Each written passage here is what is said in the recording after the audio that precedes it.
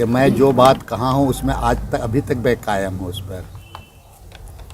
देखिए, मैंने कहा है कि भाई भाजपा के काले कारनामों को उजागर करें और ज़रूरत पड़े तो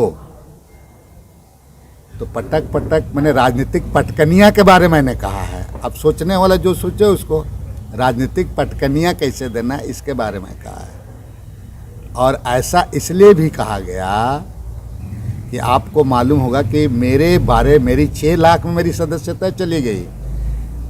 भारतीय जनता पार्टी के पास में PIL फाइल करने का एक टीम है, कंपनी है उनके पास में, जो फिजूल का लेकर के PIL करते हैं पूरा।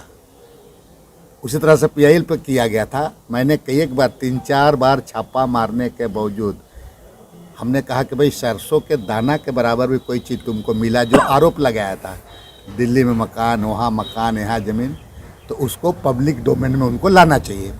तो बताता, और मेरे पास प्रमाणित है, वो लोग खुद जानते हैं कि आरोप लगाने वाले भारतीय जनता पार्टी के लोग ही PIL फाइल किया था।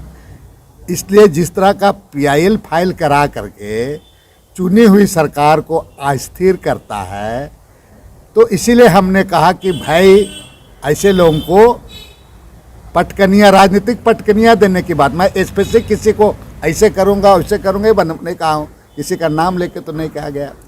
और एक चीज़ आप जान लीजिए आज कि भारतीय जनता पार्टी की जो केंद्र में सरकार चल रही है, जितने भी संवैधानिक संस्थान हैं, चाहे जांच एजेंसी है, उसका किस तरह से दुरुपयोग कर रही है। इसको कहा जाए राजनीतिक प्रतिशोध। मैं राजनीतिक प्रतिशोध का भाषा इसलिए इस्तेमाल कर रहा हूँ कि आप जानिए 2-3 दिन पहले माननीय मुख्यमंत्री जी का उसको सम्मन जारी करता है और तुरंत दूसरे दिन में हमारे कांग्रेस के विधायक 2 विधायक घर में छापामारी होता है। भाई आप उसे पहले तो कर सकते थे, उसी टाइम क्यों?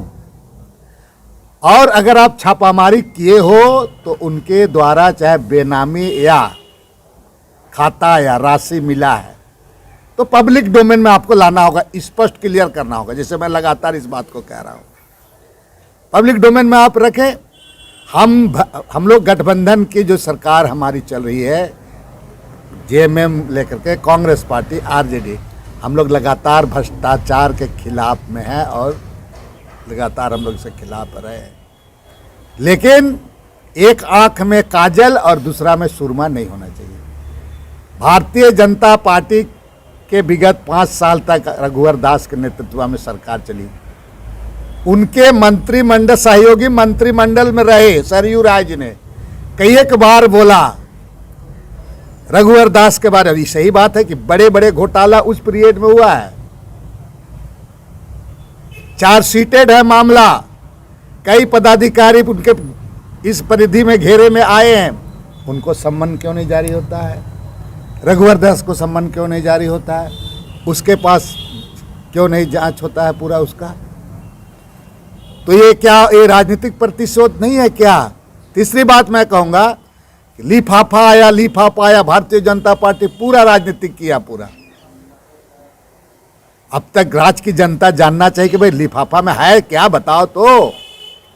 कुछ मिला भी नहीं।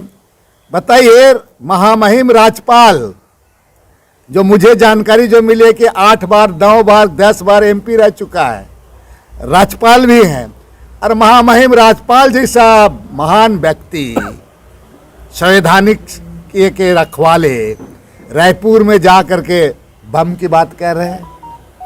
बात होनी चाहिए। तो ये राजनीतिक प्रतिशोध नहीं है क्या?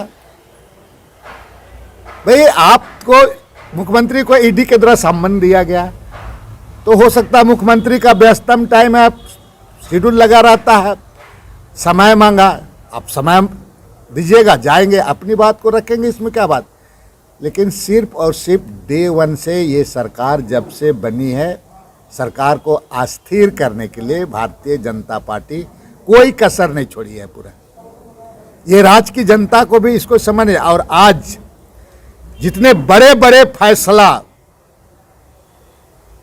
हेमंत सोरेन के नेतृत्व में ये गठबंधन वाली सरकार ले रही है, 20 वर्षों में कभी नहीं लिया गया। 1932 का खतियान के लिए साहस देना लेना, ये छोटी मोटी बात नहीं है। और विशेष सत्र बुलाया जा रहा है, 11 तारीख को सत्र है।